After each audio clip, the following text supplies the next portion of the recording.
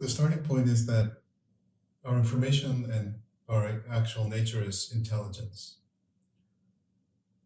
Our energy, the experience of energy that our bodies have, that we as intelligence relate to, that might tend to deny this reality or make it seem unlikely.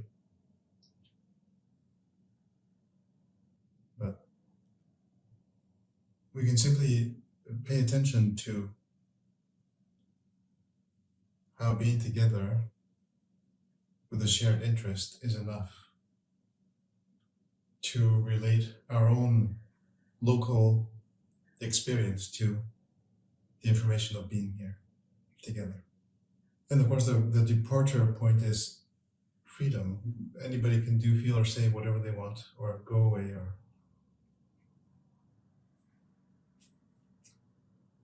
that is the initial assumption. There are no rules. I have a question. Yes.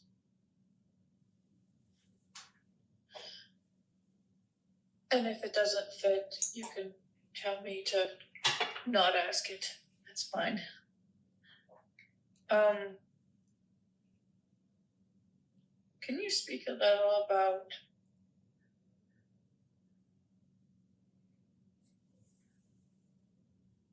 how one forgives oneself for one's own mistakes, or stops beating oneself up, or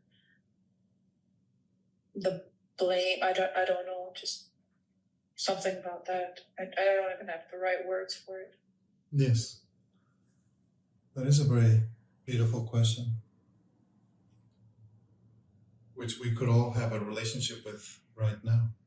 To forgive, really, the literal root of the word means to give up. Forgive. The gesture is forgive. You give it away. So the opposite, non-forgiveness, would be holding back, keeping it to myself. So it is very simple. It is not some sort of cognitive exercise. We, by becoming more aware of our togetherness, that is, can be a support to help us to feel safe just being together without judgment, and allowing whatever energies are unmanifested in our experience to be witnessed. And it really is only in the witnessing, which for a human being is equivalent to grieving. Oh, wow, I thought I did something that, like, I was holding on to it, but then something changed and I realized I didn't do it, or she didn't do it, or he, whatever. There's no, in other words, there's no blame. Whoever was the apparent actor, there was no blame. But to arrive at that, we must first experience the deep sense that I really did do wrong. You see? There has to be a certain remorse. Oh, I did do that. Wow. And then if I experience the difficulty of having been the actor through which these forces became manifest in someone's life or my own, only then can I really see that it actually wasn't myself at all. It was life that did it through me. And so this is corresponding to the initial gesture of to forgive, is to recognize there's something, and then to, oh yes, there's something, and then you, okay, I let it go. I give it away. I give it. So for most of us, the challenge is in even identifying that I actually am treasuring such things in myself. I treasure them a lot. In fact, I give them my identity. I am unforgivable. My very existence is the cause of suffering. Usually only to myself, but I'm not aware of that. The others could care less.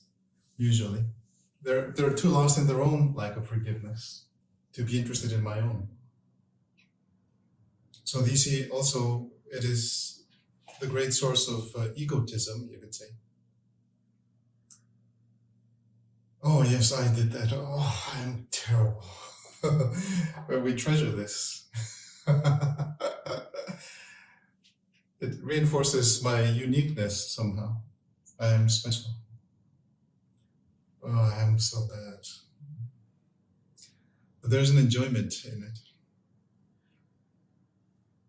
But the enjoyment is not really human. It does not correspond to human qualities. It is of a different nature.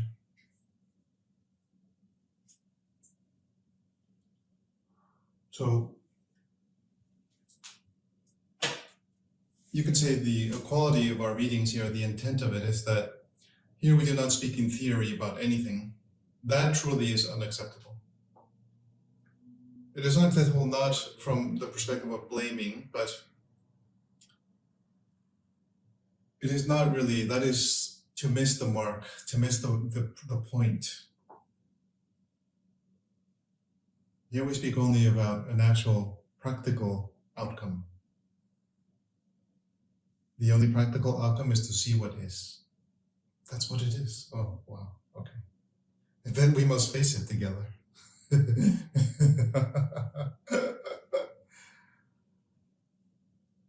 Then we cannot keep up whatever face is there that is being held by some aspect of myself that treasures suffering and guilt and shame. Of course, without any blame attributed to that. It cannot do anything different. That's what it does. But here we can obtain the perspective of impartiality. Perhaps. Maybe I can allow myself to afford